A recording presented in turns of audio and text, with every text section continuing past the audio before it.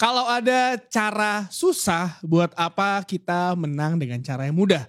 Itu menjadi tweet saya ke 3 musim berturut-turut kalau menyaksikan Manchester United. Apakah kalian sama? Ini dia, Box to Box Football Show.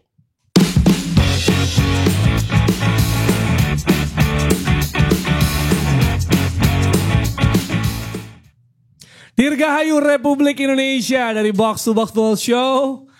Wah, bersama saya Gerard Fino dan juga tangan kiri dari Rossi. Ini 2 simbol apa nih? Wah, ntar berapa bulan dari sekarang itu akan menjadi hal yang sangat sensitif. Enggak dong, Ya, jangan diartikan macam-macam dong. Dibilang ini kan memihak seseorang gitu. Kan saya suka dikatain SJW kan sama orang-orang. Emang kan sih, bentukannya udah mirip. Padahal saya bukan. Benar, ada Rossi yang sudah kembali dari sakit gigi. Betul. Lebih baik sakit gigi apa sakit hati, Ros? Enggak dua-duanya. Enggak, Serius. maksud gue gini loh. Dari polusi yang sangat menyiksa ini. Orang kan batuk, sakit pilek, tenggorokan, demam. Lo kok sakit gigi sih efeknya? Gak tahu, gigi gue goyang. Jadi gue masih Disco bang. Disco. Senopati. Gigi gue disco. Goyang. Serius gak enak. Maksudnya mau nyeri? lepas? Enggak tahu, emang nyeri aja. Akhirnya gue yang pas gue enggak itu, gue ke dokter gigi Dex. Gue masih bisa kerja, cuman kan buat ngomong kayak Sakit sih. males Sakit banget. gigi males sih. Ya males. walaupun memang ada yang rindu dengan Rossi ya kemarin ya. Tapi ya buat kalian yang mungkin kaget tiba-tiba ada Waldo kemarin. Waldo bagus loh. Waldo keren loh. Kan Jadi tapi jelas- gak ada Bisa Rossi ya ngomongnya. gak ada Rossi tapi ada Ganros. Ya. Untuk konteks lu nonton episode sebelum ini ya. Ganros. Kenapa? Dia Ganros. sakit gigi gak bisa ngomong tapi bisa nyanyi gigi ya. Oh iya. Coba katakan ya. Coba katakan ya. Ya. Ya.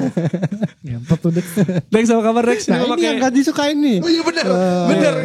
Sebelum kita mulai kita mau evaluasi dulu komen-komen di YouTube nih. Oke. Yang paling dulu Unik. pernah ada yang komenin, wah Bang Rossi pakai jeans, pakai celana Oh, pendek. ada fashion Celana police. pendek. Iya, pakai celana pendek. Fashion Suka dia police. pakai Rossi celana pendek. Celana panjang. Celana pendek sih. Panjang. Biasanya pendek. Iya. Pas pakai celana panjang. Wah. Gitu Iya. notice. Terus abis itu ada komen soal, wah besok Bang Jerry jersinya apa lagi? Jam tangan. Jam tangan ya kan.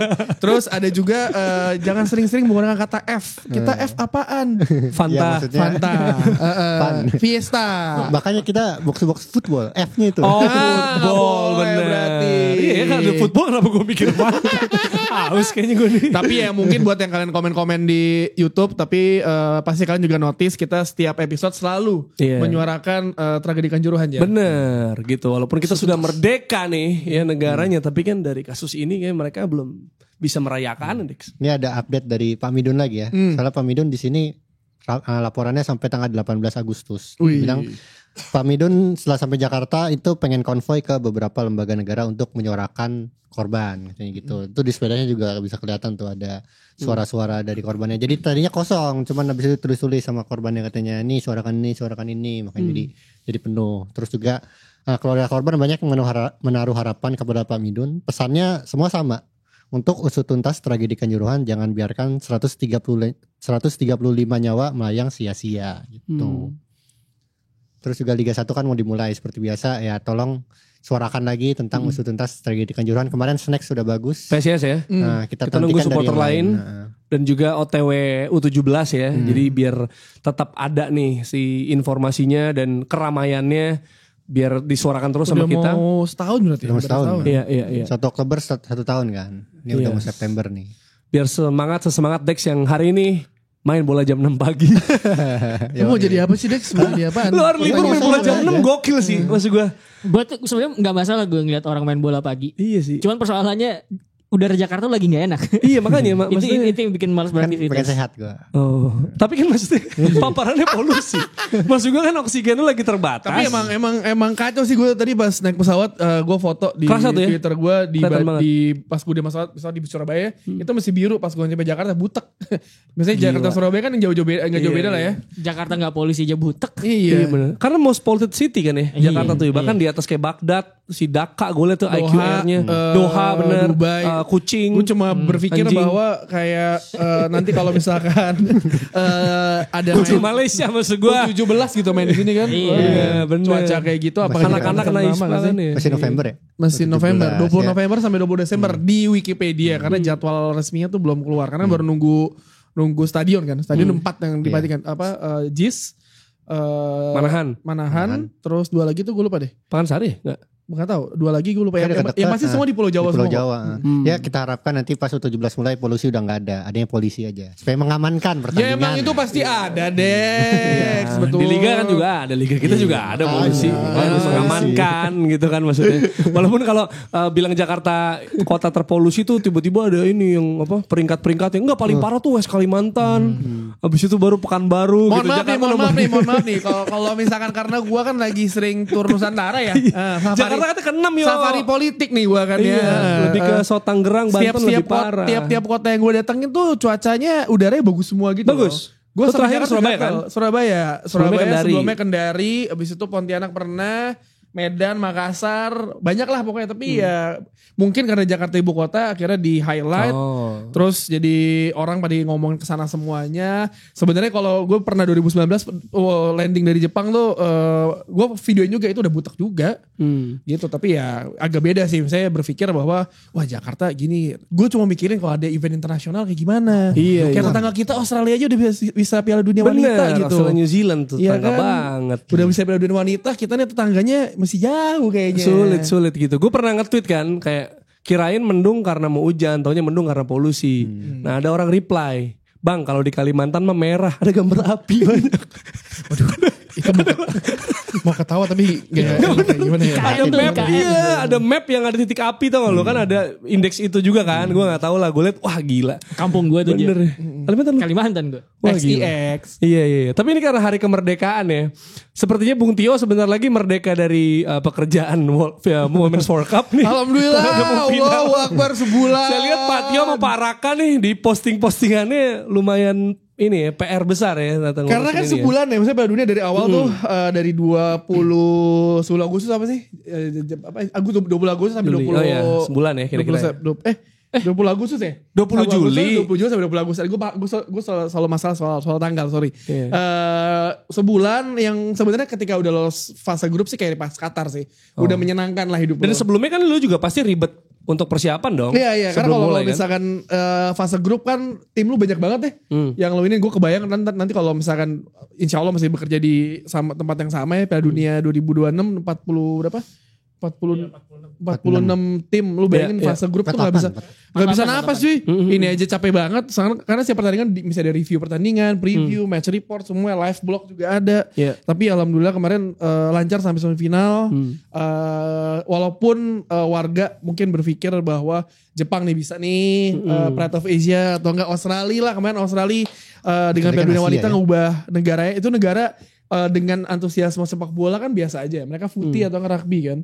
Dan kemarin satu negara berkumpul mendukung Sam Kerr. Oh itu gila sih. Itu gila Sam Kerr. Gue lihat ini ya 11,15 juta orang itu nonton. Jadi katanya itu rekor national televisionnya Australia. Karena 42% itu nonton. Dan kayak ada kan pertanyaan apa rugby ya. Yang di stop dulu lagi penaltinya Australia lawan Prancis. Dan di pesawat juga ada kan. Pesawat yang rame-rame. Dan bahkan teman gue yang lagi di sana dia bilang akan bisa dapat seminggu public holiday kalau masuk final. Iya. Sayangnya tidak. It's coming home. It's coming home. Maksud gue kalau semifinal aja paling gak mereka dapat 2 hari libur harusnya tuh. Tapi karena emang, itu gila loh. Tapi emang kemarin tuh gue baca kan animonya di Australia itu emang kayak, wih akhirnya tim kita Matilda. Iya, The Matildas ini berbicara jauh di Piala Dunia gitu. Sampai tentu saja ada politisi yang memanfaatkan. Oh sama ya? Pasti. Sama ya? Sampai dimanfaatkan sama politisi di sana gitu. Dan terus dia ngasih video gitu ya di sosmednya dia gitu. Nih situasi di sini kita lagi nonton pertandingan antara Australia The Matildas gitu ya dengan Prancis nih, lihat nih semua ngedukung gitu kan, terus kasih lihat ke TV-nya. Terus pertandingan itu Australia sama Prancis. Tapi pas friendly. Ini tiba-tiba bola sih. Ini tiba-tiba bola. Ternyata dia nayanginnya pas lagi friendly sebelum Piala Dunia. Uji coba. Karena gitu. negara itu ketika kemarin ada Ellie Magnum loh dari Copa-90 dia nge-post gitu kan. Ada dia lagi makan siang gitu di Australia ketika Australia main lawan siapa. Jadi ternyata tuh saking itu hegemonia segitu besar ya di sana, orang tuh yang nggak peduli sama bola, lagi makan siang nih, orang-orang bentukannya esmut anak-anak SCBD gitu lah, tapi di Australia, di Sydney atau di mana gitu, makan sambil streaming si Piala Dunia. Gitu. Jadi ini kayak pemandangan yang di Australia sendiri juga nggak pernah menyaksikan karena bola bukanlah olahraga utama bagi mereka kan. Karena apalagi tuan rumah juga. Iya, mereka nggak. mereka gak sejago itu karena tuan rumah. Dan gue yakin kalau Indonesia masuk Piala Dunia pasti lebih heboh dari itu. Kalau masuk. Ya kan? U20 kan harusnya rame. Kalau 17 kan kayaknya ya begitulah harusnya ya. Timnya aja belum jadi. Iya Nggak tahu maksudnya siapa kalau yang main. warga dunia lain kan ya udah junior main tuh kayak kelompok umur Warga mungkin aja kayak Liga biasa. Danon Iya. gitu mungkin ya. Kan Kayak kalau- Campina Cup dulu ya ada tuh. Aduh. Hexos Itu Cup kecil. Hexos Cup Iya, gimana? kelompok umur masih mantu. Kalau junior kan itu kan levelnya kan tujuannya bukan buat juara ya, buat pengembangan Iya. sebenarnya. Jadi Harusnya ya, iya, nggak ada- harusnya nggak kayak ada beban gitu, itu ya. betul. Makanya kalau misalkan lu jadi juara bagus, kalau nggak jadi juara ya udah gitu. Itu sih sebenarnya kalau level junior. Tapi gini kalau dari segi hype-nya gitu kan lu tadi bilang kan Australia secara negara bisa menyelenggarakan Piala Dunia. Tapi hype-nya juga akhirnya ngikut lah sepak bola wanitanya. Kalau kita kan liga belum nih, ya kan. Dan si hype-nya gimana kalau lu ngurus? Karena gue liat wanita. Traka, kalau gue liat Traka gini. tuh, aduh udah, maksudnya gue kerja keras nih, tapi hype-nya belum terlalu kerasa sebenarnya. Karena gitu. nggak ada TV lokal yang ngambil ya. Karena kalau TV lokal pasti dia juga mempromosikan hal itu Oke, kan. Tapi oke. ini kan cuma ada di akun medsos FIFA juga. Ya, Dan permasalahan utama adalah kita kemarin di awal sebelum turnamen tuh ada peraturan baru. Jadi kita kalau mau bikin konten localize itu mesti report dulu panjang, mesti approval dan lain. Gue nggak tahu kayak emang kebijakan baru deh untuk ngeberesin lah semuanya untuk membuat jadi teratur gitu. Jadinya mungkin itu juga jadi salah satu orang jadi kayak tahu ada Piala wanita tapi mungkin emang kita tuh emang nggak sebegitu pedulinya. Kecuali kalau ada TV yang nayangin orang pasti kan peduli kan. Oh ini rame nih dan lain-lain. Pasti tahu dan mereka dipromosin juga karena mereka butuh cuan ya kan. Tapi gitu itu menurut gue sih itu. Tapi kemarin kalau dari live blognya dari perempat final ya yang tim-tim besar itu lumayan tinggi sih live blognya yang unique usersnya lumayan tinggi. Ya kalau fase grup ya udahlah ya. Tapi pas udah perempat semifinal ntar udah perebutan juara 3 dan finalnya menurut gue juga Inggris lawan Spanyol, semifinalnya juga keren juga. Dua-duanya ya. Dua-duanya. Gila. Jadi maksud gue ini bakal seru sih gitu hari Jumat dan hari Minggu kan. Karena kan dari segi FIFA sendiri kan Tio bilang bahwa tim FIFA ya pengennya Jepang nih Asia kan. Kita sebenarnya kita nggak boleh mendukung siapa-siapa Iya. kan. Tapi Secara traffic mungkin Secara ya. traffic ya wah nih kalau nih Jepang atau enggak misalkan. Karena US sudah kalah. Nah, paling nggak Inggris kita bisa bilang diselamatkan. Inggris sama Australia lah. Australia, Gede banget. betul, Tapi betul. ya sepak bola kan gak bisa dihitung secara statistik matematika dan kadang kan keberuntungan juga terjadi di sana kan. Nah Dex kalau lu lihat dari semifinalnya nih kemarin ya. Ini pertandingan nih. Ya pertandingannya kita masuk ke pertandingannya yang pertama dulu deh. Spanyol lawan Swedia. Ini sebenarnya kan ya ketat-ketat juga. Bahkan bisa dibilang seru banget 10 menit terakhir. Terutama semenit 2 gol tuh ya. Dari kalau kita meleng dikit dari 1-0 jadi 2-1 Iya. gitu. Gimana lu ngeliatnya? Gue lihatnya dari babak grup tuh kan dibilangnya kan Swedia yang paling memanfaatkan set piece ya. Ada datanya juga. Sebenarnya ternyata Spanyol yang paling banyak dapat ya, bukan memanfaatkan ya. Dapat set piece itu angkanya itu 10,6 sepakan sudut per laga. Ya. Itu banding Swedia itu 6,0. Cuman Swedia itu 70%-nya jadi peluang. XG-nya itu dari corner ya, 11,0 kalau nggak salah. Swedia dari grup juga gitu mulu kan. Dari Nah, corner mulu. Makanya si Amanda Ilset tuh 4 gol back tengah. benar. Dia berdiri tinggi banget cuma diem kayak. Hah? Masuk anjingnya. Cuman Memang gini set piece terus dia. yang terjadi di semifinal itu adalah sebaliknya. Kita lihat gol Spanyol justru memanfaatkan set piece kan. Jadi itu dibilang kecerdikan Spanyol bisa memanfaatkan justru kekuatannya Swedia. Dia balikin gitu. Spanyol ini dibilang tim yang lengkap karena bisa menang dengan cara mendominasi. Terus juga bisa comeback setelah kalah dari Jepang. Bisa menang lawan Belanda, tim kuat. Bisa lewat set piece juga. Jadi Spanyol nih kan sorotan orang kan ke Inggris kan karena football is coming home. Oh iya Sama dong. ke Australia sebagai tuan rumah. Atau US. Atau US. Tapi orang lupa Spanyol ini tim yang lengkap sebenarnya di Piala Dunia kali ini. Walaupun menurut gue Spanyol tuh tricky ya. Karena kan dia datang ke Piala Dunia dengan sejumlah masalah ya. Betul. Iya. Iya. Terutama masalah utamanya itu sih. Iya. Sang pelatih. Pelatihnya siapa namanya? Iya. Jorge Vilda. Iya, Iya, Jorge Vilda itu kan diprotes sama ini ya, sama banyak sekali pemainnya sendiri gitu 12 kan. sampai 15 orang. 15 orang. 15 orang dia mundur dari timnas. 15 orang mundur dari timnas dan itu karena dia dianggap nggak kompeten dalam menjalankan taktik gitu ya. Itu satu. Kedua, ternyata sesi latihannya juga gini doang nih level timnas gitu. Jadi katanya dengan level latihan yang kualitasnya di bawah standar, begitu pemain Spanyol ini balik ke klub, kondisi fisiknya tuh malah turun gitu loh. Gitu. Jadi itu yang kemudian dikritik dan ada beberapa peraturan aneh kalau misalkan lu di hotel nggak boleh kunci kamar gitu lah. Padahal kan ini privasi gitu loh. Jadi hal-hal kayak gitu yang kemudian dia diprotes sama pemainnya sendiri, sama secara permainan kayak sebenarnya mereka nggak impresif amat gitu loh, karena ya secara taktikal si Vilda ini nggak terlalu bagus, makanya kemudian 15 orang pemain itu mereka menyuarakan protes langsung kan ke federasi gitu. Ini tolong diturunin atau gimana, tapi ya nggak digubris juga gitu. Ya karena ini sih kan kalau tadi masalahnya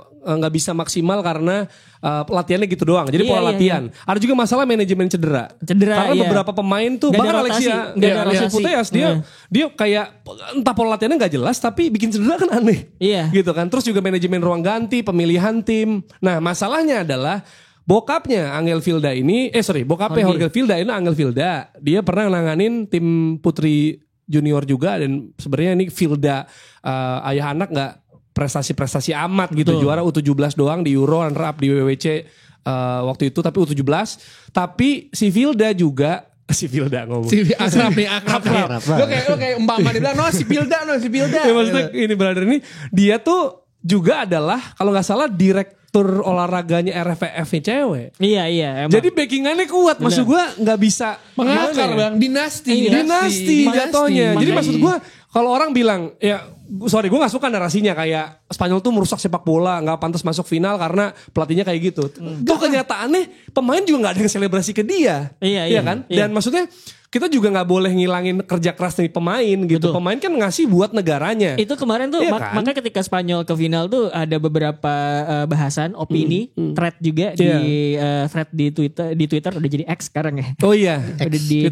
Di Twitter ngebahas bahwa intinya kalau misalkan Spanyol jadi juara, no thanks to Jorge Vilda gitu. No thanks gitu karena ya itu dan tadi RFF. Iya gitu karena apa yang dia bangun menuju Piala Dunia ini beneran kayak gak bisa diapresiasi sama sekali gitu. Gak ada sama sekali kan. Karena lain hal itu tadi si Putellas cedera itu yang gue baca adalah rotasi pemain itu sangat minim gitu. Jadi pemain udah capek masih digunain terus gitu. Sementara yang di cadangan itu nggak dapat fitness level yang diinginkan. Betul. Gitu. Berarti ini adalah definisi sesungguhnya dari miskin taktik. Betul. Bisa jadi walaupun nggak bener ya secara kuantiti tapi itu kalau yang gue baca dia justru miskin pemahaman. Soal manajemen tim. Itu dia. Karena jadinya individual brilliance dong kalau kayak gitu. Ya itu dia yang bisa dimaksimalkan oleh Inggris untuk membawa trofi Piala Dunia untuk pertama kalinya balik ke London. Tanpa Lauren James ya. Udah bisa main. Iya enggak kemarin tanpa Lauren James masuk final maksudnya. Tanpa James saya bisa adaptasinya Sarina Wiegman. Iya enggak? Elatun, baby jago banget loh. Gila jago banget. Tapi emang kemarin pas lawan tinggal satu trofi lagi belum.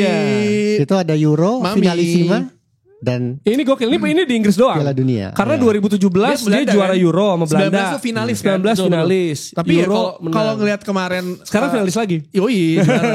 Itu up lagi. Inggris tuh upgrade-nya jauh banget ya dari Philip Neville ke dia. Ya apa yang ada sama Philip Neville sih? Orang bandingin sama Southgate sekarang. Iya gitu dong. Tante Sarina gak mau ngelatih timnas nasional pria aja bagaimana nih? Gimana? Walaupun backnya mirip, gerakannya mirip kayak Harry Maguire. Milih Brad ya. Cuman ini menarik ya. Jadi kan ada kemungkinan tim perempuannya Inggris itu bakal lebih dulu dapat trofi Piala Dunia sama trofi Piala Eropa. Ya Inggris yang cowok udah pernah jadi Piala Dunia tapi kan 6-6. Yang misi football coming home sekarang malah dijalankan oleh tim perempuannya gitu kan. Nah, ini benar menarik. Kalau misalkan tim Inggris cowok dilatih sama Sarina Wiegman, lu pada setuju apa enggak? Wih. Gak masalah. Yang penting dapat trofi. The Mirror the Sun teriak nggak nih? Kalau pemain gitu ya, kalau pemain misalkan cowok main di sepak bola perempuan nggak mungkin. Tapi sebaliknya juga nggak mungkin. Tapi kalau pelatih cewek ngelatih di sepak bola pria, kan udah banyak pelatih sepak bola. Bener. Wasit udah ya, Frapart ya. Iya, wasit udah. Kalau gue pribadi, pemain tuh profesional dong. Iya. Level profesional udah sangat luar biasa di Eropa lah. Dan ketika lu misalkan katakanlah Gareth Southgate diganti oleh Tante Sarina gitu kan. Iya, pemain mau gak mau masih respect dia dong. Betul. Pemahamannya lu kayak gimana, mau mainnya seperti bukan apa. Gendernya. Bukan. Gak ada masalah. Lu mau siapapun itu di situ. Yang penting punya pemahaman. Iya, dan pemain itu profesional. Lu harus siap dengan kondisi apapun. Betul. Gitu. Kalau ditanya tiba-tiba Gareth Southgate ngundurin diri, Tante Sarina, aku dukung sekali. Iya, soalnya kan lu bisa ngelihat gitu ya, udah banyak pelatih pria ngelatih di sepak bola perempuan. Betul. Iya. Man United pelatihnya tuh cowok, Iya. si Skinner ya kan. Arsenal juga, Jonas Arsenal, iya, ya Edeval. kan sama gitu. Jadi, nah pertanyaan begitu, kalau misalkan pelatih Sebaliknya. sepak bola perempuan ngelatih di sepak bola laki-laki gimana? Gak apa-apa kalau gue pribadi gak apa-apa. Dan Tapi belum pernah Dex ya? Hah? Belum pernah? Di One Street Football sih ada Bondi FC. Oh iya, itu pelatihnya perempuan ya? Iya. Arnold namanya. Virtual tapi. Virtual tapi virtual. tapi Kalau yang nyata belum ada. Kalau ngomongin kayak kemarin Inggris Australia, gue yang dukung Inggris itu gue berpikir Inggris kalah loh. Australia tuh nekannya gila sih. Bang. Terutama sejak Everton golin ya. Ya, gol pertama Inggris, habis itu Sam Kerr nyetak gol. Itu enggak, itu kan ketika Gol pertama Samker anyway di turnamen ini. Iya, Kira itu gestur yang lain.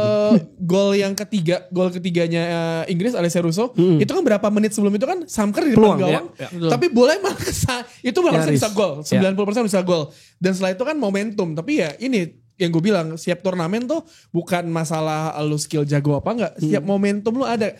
Portugal juara Piala Eropa, mana ada yang berpikir sih yang cetak gol Eder bukan Ronaldo cedera gitu kan. Jadi momentum dapat 3-1 udah game over, yang gue bilang di grup kan, game over.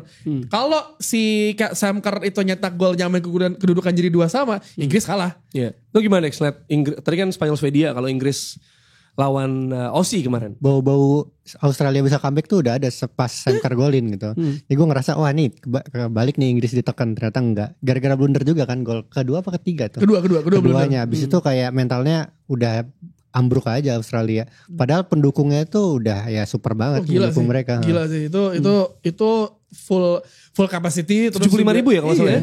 Rekor di Piala Dunia kan. Wow. Dan kalau lu tanya sama gue, kalau Sam Kerr tuh itu Australia juara, udah pasti no doubt sih. Walaupun perpanjangan waktu Australia itu juara, udah momentumnya di sana. Inggris kayak udah urutan 3 aja lah kamu, nggak usah juara dunia. Kayak Piala Dunia 18 ya. Tapi kalau ini Tapi kan juara mau bisa nih. Peringkat 4. Iya. Sekarang masuk final dan sebenarnya kemarin juga ya maksudnya Sam Kerr mau gimana pun dia clutch banget gitu ibaratnya ya, menit dibutuhkan. Itu dan golnya gokil keren banget gitu. sih, itu keren banget. Kayak floating walaupun gitu, mungkin backnya Inggris, gue lupa yang jaga sih milih Brad atau siapa ya? Bright kayaknya. Brad kan dia tuh gak menutup untuk Ruang Sam Kerr. tembak, Dia ya. tahu gitu kalau kualitas Sam Kerr di Chelsea kayak Not gimana. so Tapi bright dia gak mikir berarti. nembak juga kali momen itu kali ya. Enggak, maksudnya Kayak masih kayak dribble tiba-tiba. maksudnya ketika lo di gitu, ini Sam Kerr yang kita omongin gitu. Oh, lu tutup dong supaya dia gak nendang. Ini dikasih space gitu ya. Pernah setim kalau gak salah ya elah. sebenarnya ya. Iya, Kalau nggak salah di Chelsea kalau bareng deh. gitu Mary Epps juga udah ada tayangan ulangan Mary Epps udah siap-siap loncat, udah full stretch nggak dapat juga. Tapi emang 9 game, 9 gol kemarin. De Gea juga tuh lewat itu De Gea. Iya, dia patokannya deh. Itu temennya. Emang Rodri aja jebol kan gitu. Emang Gundogannya jebol. Si Mary Earps temenan kan sama dia. Bro. Iya dan Russo ya akhirnya kill the game. Itu juga hal yang dilakukan lawan Kolombia. Proses golnya mirip juga dari situ kayaknya emang Tapi udah. umpannya gawat sih. Gawat. Umpannya ke Iya. Alessia Russo gawat sih itu, bisa motong karena sudutnya sempit dan udah ketutup pemainnya, akhirnya lewat antara apa kalau kata Daniel Sturridge stanky leg. Stanky leg kemarin lewat kaki tuh. Jadi Torres gimana nih juga finalnya? gokil. Coming home gak? Itu masalahnya. Iya, Tadi ya, kan selain ngomongin- tanah Ballon d'Or sih kalau gue kan itu tetap ya. Tapi kayaknya siapa saingannya kalau udah masuk final mah kayaknya Itu masuk aja di dapat. Spanyol ada pemain kesukaan gue tuh. Salma. Onabati. Oh, Nabati bagus ya. Itu bagus banget. Onabati. Iya. Onabati itu Ngotot banget kanan ya. soalnya dia main di Man United soalnya. Dia masuk ini loh, nomini apa best playernya Women Iya, tahun iya, lalu. iya. Seorang bek kanan, maksud gue jarang Sekarang banget udah loh. balik kan ke Bek Barcelona. kanan bisa masuk nominasi itu. Udah gitu. itu sayangannya Lucy Bronze kan. 4 gelar Liga Champion. Laki lari parah banget. Lucy Bronze. Iya kanan berarti kiri, iya bener sih. Si Salma juga bahaya tuh ya. Salma Iya. Paralelo Seru. itu dia Final sih seru sih. 17-20. Iya menurut gue emang kalau misalkan secara kolektivitas Inggris unggul ya. Apalagi Tapi lebih diunggulin gue rasa Inggris iya juga. dan even gini loh. Sebagai juara Euro. Sebagai tadi kan kita udah ngebahas Jorge Vilda gitu ya, yang satu lagi Sarina Wigman gitu. Iya. Itu kualitas pelatih itu udah jomplang menurut Iya. gua Dan gitu. pasti ngadu penalti People's lawan- Champion juga. lawan Kolombia ya, ada penalti ya. Orang Ada suka penalti. maksudnya. Kolombia tuh siapa tuh? Kolombia. Kolombia kan yang kita tonton di sini. Ya itu kan Sarah Wigman juga tenang aja udah. Betul. Santai, percaya. Kalau sama- Nigeria. Nigeria. Tenang aja udah tahu pemainnya siapa-siapa. Jadi kualitasnya udah kelihatan lah. It's coming home ya. Coming home Kalau Inggris juara, meltdown itu free flow ya. Free flow. Meltdown ya. Meltdown di blok A. Jangan lupa kamu Ini lebih ini ya, Meltdown lebih realistis dibanding kalau West Ham kemarin. Iya. Kalau menang lawan MU. Seri lawan MU. Harry Maguire golin. Harry Maguire Maguire. Tapi kan Harry Maguire gak Nggak jadi pindah. pindah. Ya kan? Valid dong. Si bapak satu itu gak mau tanda tangan exit form. Nah, dia kayak marah sama HRD. Gak mau nih gue nih. Apaan murah banget nih. Murah banget nih. Gaji gue gak mau. Masuk gue 30, 32 lah. Ya. Ya peluang pasti lebih tinggi Inggris dan sebenarnya kalau tadi ya gue belum komentarin soal yang kalau Sarina Wiegman ternyata bisa jadi pelatih tim senior cowok. Sebenarnya ya pasti sah-sah aja dan tadi Tio bilang secara profesional pemain juga harus respect sama dia. Dan maksud gue biasa kan pemain respect kalau pelatihnya tuh emang udah punya CV gitu ya. Kan biasanya masalah tuh kalau pelatih masih begitu muda, sepantar, nggak mau diatur kayak Chelsea dulu lah. Misalnya Villas-Boas gitu kan. Ada Lampard, ada Thierry di sana. Tapi ketika mungkin yang perlu dilawan itu ya persepsi kali ya. Iya, tapi masalahnya yang dilawan kayaknya menurut gue bukan pemain atau ruang gantinya Ros, tapi netizen juga menurut gue Iya, akan kejam gitu. Iya. Allah bisa apa sih? Betul. Gitu. Ya kalau itu sih udah pasti gak bisa dihindari loh. Iya. Kalau menurut gue emang mendobrak sesuatu yang di luar kebiasaan itu kan selalu bikin kaget ya.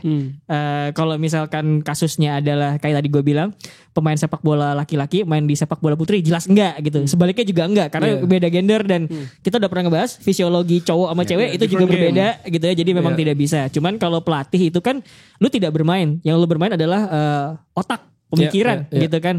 Jadi pelatih itu bener-bener pure meritokrasi. Lu punya pemahaman bagus apa enggak soal permainan sepak bola gitu. Apa lu bisa memanage sebuah tim dengan baik apa enggak gitu kan. Kalau lu bisa ya harusnya tidak memikirkan gender gitu. Logikanya gitu aja. Karena kan lu tidak bermain. Lu cuman memberikan pemikiran dan pemahaman lu dan bagaimana lu memanage tim. Sama aja kayak lu kerja bos lu cewek. Ya kan gitu kan? Ya kalau ya kan tinggal dinilai aja dia bos yang bagus apa enggak gitu. Kalau dia enggak bagus ya enggak. Dan itu bukan urusan gender. Dan itu cewek lebih galak atau iya bener kayak gitu menurut gua. Jadi kalaupun itu kejadian dan ada yang protes mungkin menurut gua wajar ya karena kan mendobrak kebiasaan ya gitu. Tapi secara pemahaman dasar intinya gitu. Yang namanya pelatih kan lo ditunjuk harusnya karena lo mampu dong, kompetensi, bukan karena gender gitu. Betul. Gimana Dex, menurut lo berarti about the future of this women's football juga dan yang lo lihat dari minimal di World Cup kali ini lah. Kalau di World Cup kali ini tuh gue ngelihat banyak yang bilang Piala Dunia 2023 tuh lebih fisikal ya. Tapi sebenarnya gue nyorotinnya tuh bukan lebih ke fisikalnya, melainkan wasit tuh lebih lenient sih. Itu gue lihat banget physical plus wasit yang lenient tuh di pertandingan USA lawan Belanda. Itu kelihatan banget seolah-olah tim yang gak teknikal tuh mainnya lebih fisik di Piala Dunia kali ini. Padahal sebenarnya wasitnya sih yang menurut gua agak cupu ya. Cuman itu agak cupu wasitnya. Iya, wasitnya tuh kayak dia main keras, tarik rambut dari belakang gitu. Itu kelihatan banyak banget loh di Piala Dunia kali ini. Tapi di semifinal sih udah agak. Tapi masih dibiarin sama dia. Dibiarin. Kalau jadi pelanggaran sih masih mending nih. Yang paling sering tactical foul tuh sebenarnya Belanda. Tactical foul kan bisa jadi foul. Ini enggak tactical jadinya.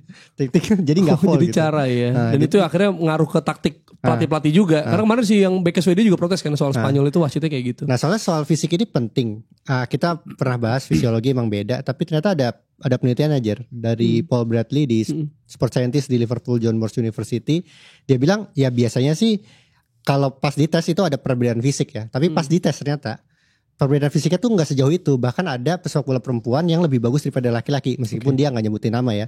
Terus UEFA Football Medicine juga tahun 2009 pernah meneliti pesepak bola perempuan itu rata-rata menempuh jarak 10 ribuan kilometer. Sementara pesepak bola laki-laki itu 11 ribuan. Dari jaraknya emang lebih banyak laki-laki kan. Tapi ternyata di sini ada yang bikin fisik perempuan tuh lebih bagus, yaitu running economy. Running economy laki-laki itu lebih bagus. Running economy? Running economy namanya. Jadi kalau perempuan tuh pinggulnya besar gitu. Jadi dia tuh untuk menempuh jarak 1 kilo lah misalkan gitu. Energinya lebih banyak.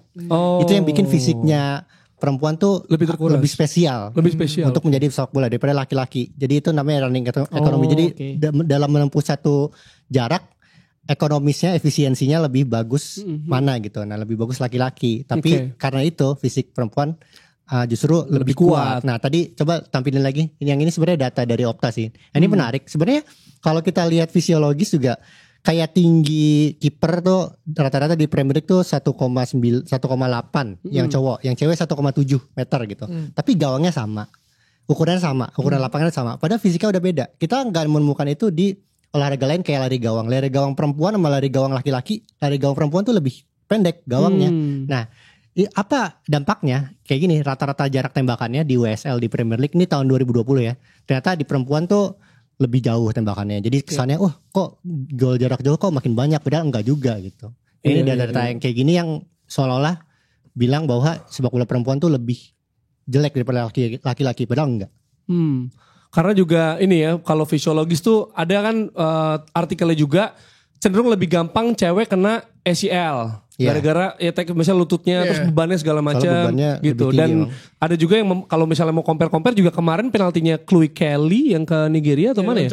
Itu terkencang dibanding cowok di Premier League gitu di semua pertandingan. Kuda-kuda yang loncat tuh. Jadi maksudnya dan kita juga sama-sama nonton ya Dex bahwa Piala Dunia ini gol keren banyak woy. Banyak banget. Dan semifinal dua-duanya keren, berkualitas. Benar-benar ini 4 tim terbaik yang lolos gitu ya. Dan maksudnya dramanya pasti Anda yang ngurusin sosmed pusing. Ini lebih capek ketika udah mau bikin match report deh kayak kemarin Spanyol itu tuh. Ini dramanya banyak banget. Ini apa tiba-tiba 3 gol gitu. Ya gitu-gitu aja penalti. Iya makanya jadi twistnya banyak. Jadi kita akan lihat semoga finalnya gak anti klimaks.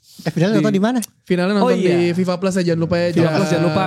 Ini ada perebutan juara 3 itu hari Jumat, terus juga hari Jumat ya? Hari Sabtu. Hari Sabtu. Abis itu Inggris lawan Spanyol di hari Minggu jam 5 sore. Jam 5 sampai 7 ya. Ada nobar juga sih. Ada nobar ya dari Women's Footy. Udah yakinnya sampai jam 7. Kalau sampai jam 7. Kalau perpanjangannya banyak. Emang gue yakin Itu langsung Alessia Russo 2 gol, Elton 2 gol. Tapi Spanyol 5 gol. Jadi Women's Footy sama Medio Club kalau nggak salah bikin nobar. Jadi nanti bisa dicek aja di Instagram mereka ya di @womensfooty. Terima kasih ya karena udah terus menyuarakan sepak bola perempuan bareng sama Medio. Nah kita geser ke sepak bola yang laki-laki, di mana Man City mengalahkan Sevilla di adu penalti ya? Adu penalti. Itu 90 menit beresnya langsung adu penalti gitu. Kalau enggak ada gimana tuh Dex kalau lu lihat tadi match reportnya? Match reportnya ya gue lihat sih sebenarnya yang lebih menguasai pertandingan Man City ya karena ya dominasinya, cuman yang lebih efisien shootnya ternyata Sevilla gitu. Cole Palmer nyetak gol lagi ya Cole Palmer. Dia starting ya? Nyetak gol sundulan nggak salah deh. Dia starter. Tapi dia di posisi Bernardo Silva kalau nggak salah gue lihat. Iya, itu menarik tuh apakah akan dilepas? Sebenarnya Pep mencoba hal baru yang seperti gue bilang kan. Dia menyesuaikan dengan sistem pemain yang ada gitu. Pemainnya menyesuaikan. Jadi tanpa Gundogan semuanya dia mau nggak mau harus berubah kan gitu. Udah kelihatan pas lawan Burnley itu lawan Sevilla.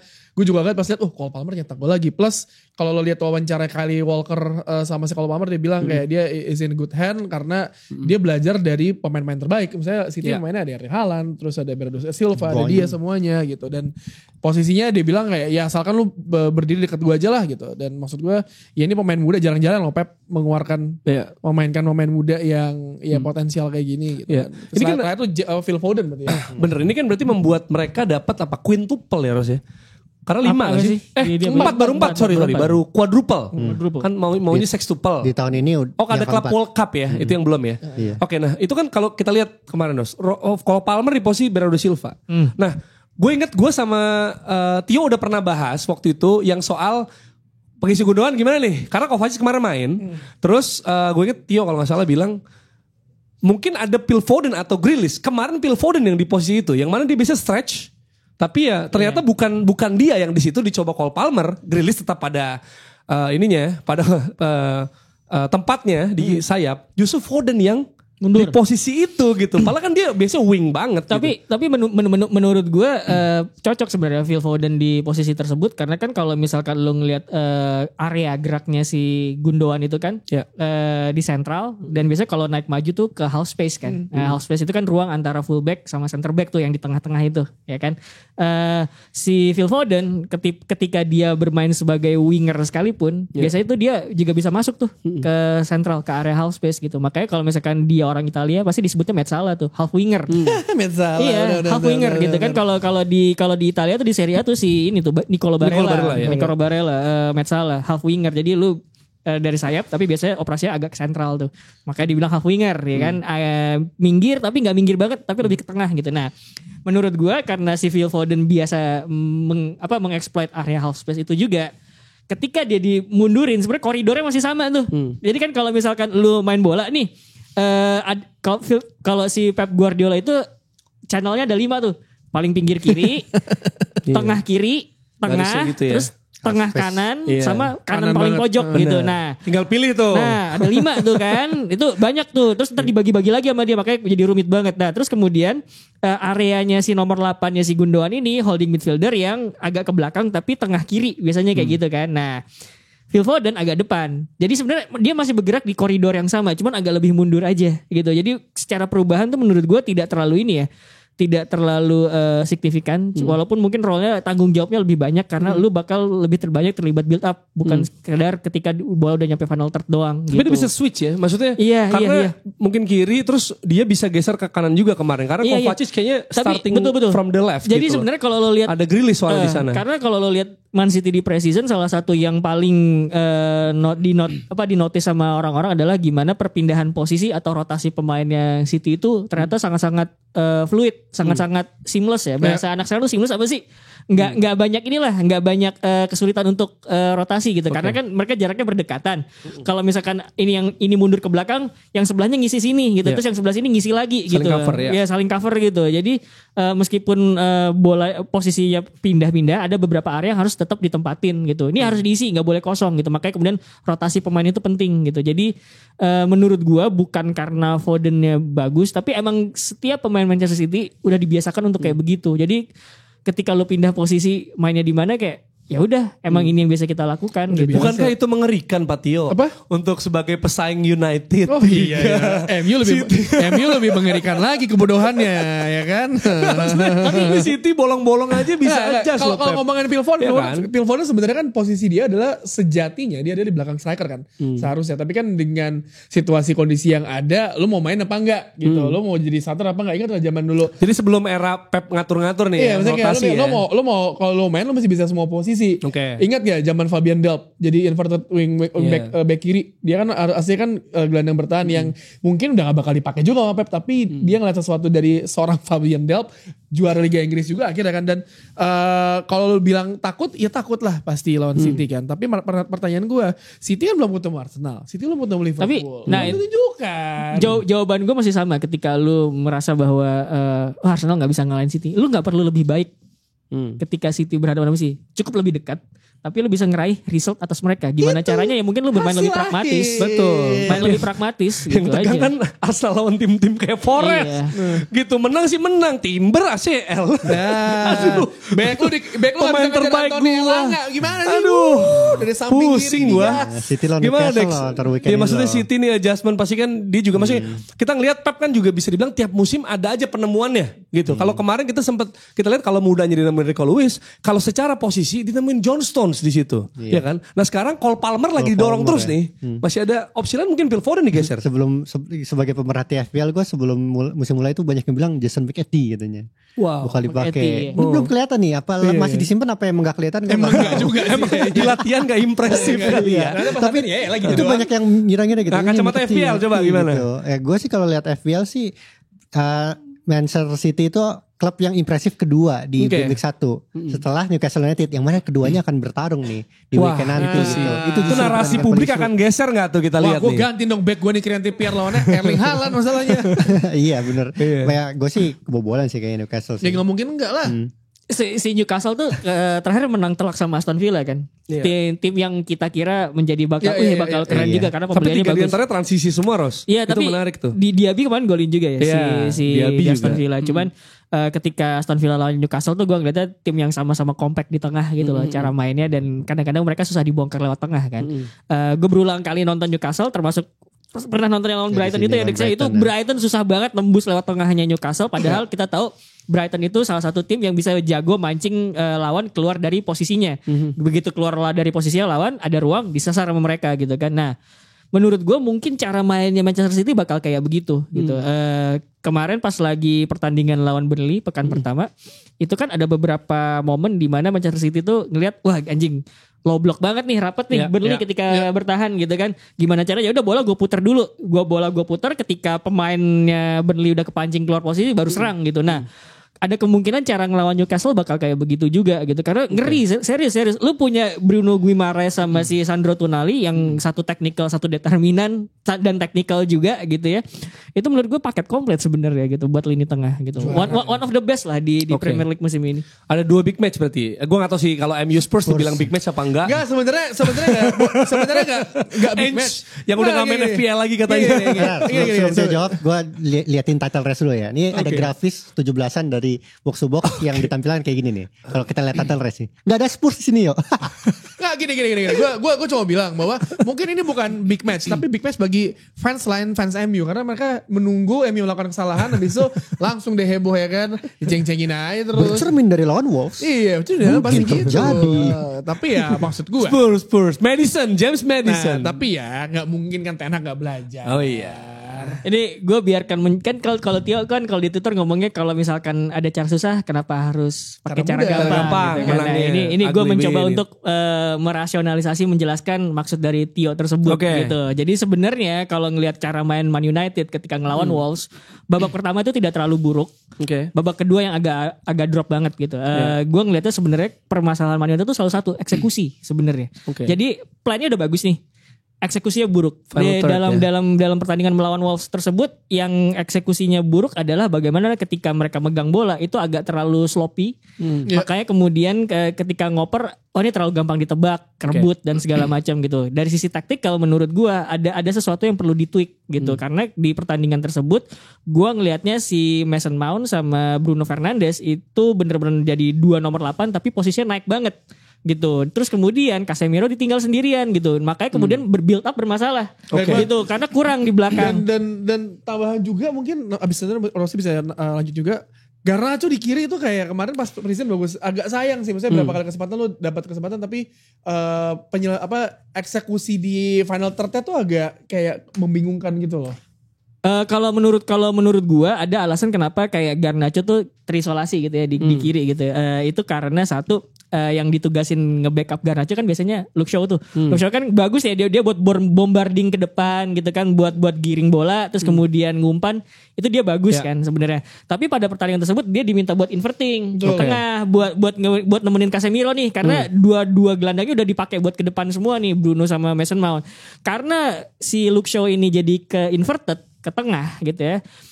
Si Garnacho ini sendirian, gak ada teman buat kombinasi atau seenggaknya ada fullback buat overlap sementara dia masuk ke tengah gitu buat nusuk ke dalam. Itu dia nggak ada gitu makanya jadi ya kebuang percuma. Dan FYI di midweek ini United tuh lawan Everton. Loh. Di mana Scott McTominay jadi striker. Dites. Wow. karena posisi aslinya McTominay di akademi dulu ya, itu striker. Siapa tuh membangkitkan masa lalu ya. Itu Mourinho aja ngubah jadi. Menarik. Dikata dia Alan Smith kali kan, dikata Alan Smith. Karena striker dengan work rate kan tapi nyetak ke Arsenal. Iya makanya. Itu jadi nalurinya ada. Oke. Itu kenapa kemudian gue nambahin dikit. Itu kenapa kemudian karena pemainnya nomor 8-nya maju semua, makanya ketika diserang Casemiro sendirian. Jadi makanya kemudian transisi defense-nya tuh jelek dibilang Man United. Makanya karena Wolves banyak runners yang kemudian punya physical bagus. Ya udah di counter gitu karena ya lu tinggal satu DM doang yang nomor 8-nya maju. Nah, ini perlu tweak sebenarnya. Makanya tweak terdekat adalah ya coba salah satu antara Bruno atau Mason Mount agak mundur nemenin Casemiro biar build up bagus. Makanya kemudian babak kedua tuh yang diturunkan yang lebih bisa kontrol kan. Eriksen di tengah terus sayap Jadon Sancho gitu. Nah, menurut gue kayak gitu. Nah, ini ada sorry nambahin dikit. Si Tottenham Hotspur itu juga kayak gitu. Dia perlu tweak. Kan pertandingan pertama tuh seri ya, dia 2-2 kalau nggak salah. Cuman udah unggul aja. Iya, maksudnya tapi secara taktikal sebenarnya ini mereka rapi. Yang agak kurang tuh menurut gue sama kayak kita ngeliat dulu Mohamed Salah. Ngapain sih Mohamed Salah di pojok kanan banget? Gak ada yang bantuin. Katakan kan Mohamed Salah agak maju sedikit gitu ya biar lebih rapat ke tengah biar bisa jadi threat buat gawang lawan. Spurs itu salah satu yang bikin threatnya kurang adalah Son Heung-min tuh jadi sayap kiri mentok, tau nggak? Gak ada yang bikin penalti. Iya, gak ada yang bantuin dia buat misalkan ada fullback buat overlap, jadi dia masuk ke tengah gitu. Itu gak ada. Padahal gak ada penyerang juga ya. Iya, itu dia makanya Richarlison gak lu. Jadi ancamannya berkurang gitu. Karena terlalu kiri mentok ada sih. Son dalam Richarlison soalnya. Richarlison. Oke, secara singkat teks. Dan sebagai master FPL, siapakah pemain yang perlu kita pantau nih? Di game week 2 Secara nih. sekilas di game week 2 ini. Apa Kan lu dari big ngulik match banget doang? nih. Gue ngulik banget Dari tapi gue nguliknya Sulimat hari lah. Jumat. Ya, sebut nama aja mungkin. Ntar biar Sulimat mereka cari lah. sendiri alasannya. Dari kiper sampai striker. Gue ngulik banget tapi nguliknya hari Jumat bukan hari Ya. Kamis. Ya tapi kira-kira Kira-kira yang menarik secara features. By the way jangan lupa ya sesi stadio FPL hari Jumat. Yes, hari Jumat. Iya. Jadi kalau dilihat dari FPL tuh jadwalnya tuh masih kayak yang pertama sih. Jadi kayak Mitoma, Brighton juga masih bagus.